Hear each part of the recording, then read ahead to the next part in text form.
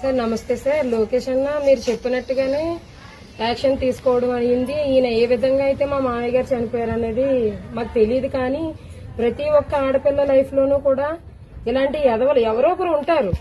అలాంటప్పుడు వాళ్ళందరికీ కూడా ఎదురెళ్లాలని నేను కోరుకుంటున్నాను. ఎందుకంటే సార్ అదే టైంలో మా మామయ్య గారు చేసిన టైంలోనే పిఠాపురంలో ఒక అమ్మాయిని రేప్ చేయడం వల్ల అమ్మాయి చనిపోయింది. కానీ ఆయన వెలుగులోకి రాలేదు. అంటే అతను వెనకాల ఎవరున్నారో తెలీదు, మరి ఎవరైనా ఆపుకున్నారో తెలియదు, కానీ చనిపోయిన అమ్మాయి బాడీ విషయంలో కానీ ఆయన రేప్ చేసిన వాళ్ళ విషయంలో కానీ ఎవరూ కఠినమైన చర్యలు అయితే తీసుకోలేదు.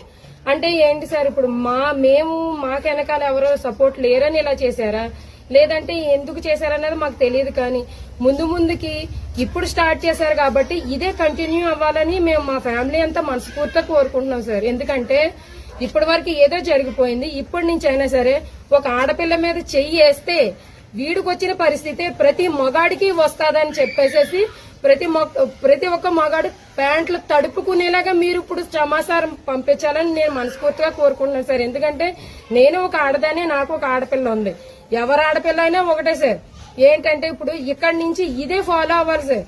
ఏ ఆడపిల్ల అయినా సరే కాలర్ ఎత్తుకొని తిరిగే మగాడి కన్నా ఎక్కువ అని చెప్పి చూపించుకొని మేము ధైర్యంగా ముందుకెళ్లే సహాయాన్ని మాకు దయచేసి మా విన్నపాన్ని మీరు ఒక్కసారి ఆలకిస్తారని చెప్పేసి మేము ఈ మీడియా వరకు వచ్చాం సార్. మేము మాకు జరిగింది అన్యాయమా కాదా అనేది మాకు తెలుసు సార్, మీకు తెలుసు, కానీ అక్కడ చిన్నపిల్ల కాబట్టి ఆ చిన్నపిల్ల వరకు మేము ఆలోచించాం సార్. కాబట్టి మీరేం చేస్తారండి, ఇప్పుడు ఇదే మా ఫ్యామిలీలో ఏది జరిగిందో ఇదే ప్రతి ఒక్క విషయంలో ఆడపిల్ల జోలికి ర్యాగింగ్ చేసిన, ఒక ఆడపిల్ల మీద చెయ్యేసిన ప్రతి ఒక్కడికి ఇదే జరగాలని చెప్పేసి నేను మనస్ఫూర్తిగా